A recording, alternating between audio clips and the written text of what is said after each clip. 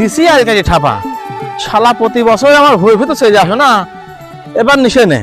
যাই মাঠের থেকে একটু বেড়া আসি, বেলাটা তো গড়িয়ে গেল, দেখি ভুঁড় কি অবস্থা একটু দেখি আসি। মেলা দিন আসলে ভুঁড় টুর যাওয়া হয় না, তো যাই একটু দেখি আসি। হাঁকি লেগে গেল, কাটতে কাটতে প্রায় শেষ করে ফেললাম, একটু দম নিয়ে নি। উফ, গরম ধরে গেছে। ওরে আল্লাহ মালিক, আরে জমির আইল কাটছে মনে হচ্ছে, যেটা দেখে আসি তো। এ রাখি, জমির আইল কাটে করছিস কি?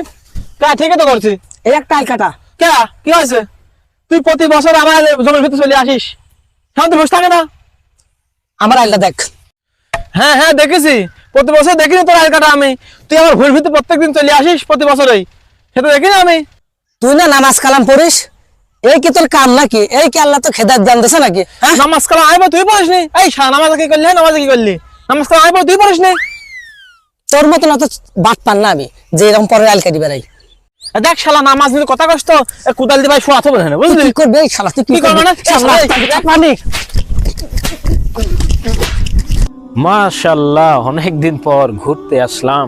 সুবহানাল্লাহ, আল্লাহর সৃষ্টি কত সুন্দর। আরে আরে, ওদিকে মনে হচ্ছে মারামারি হচ্ছে। এই তোমরা কি করতেছো? দাঁড়াও দাঁড়াও, এই তোমরা মারামারি বন্ধ করো।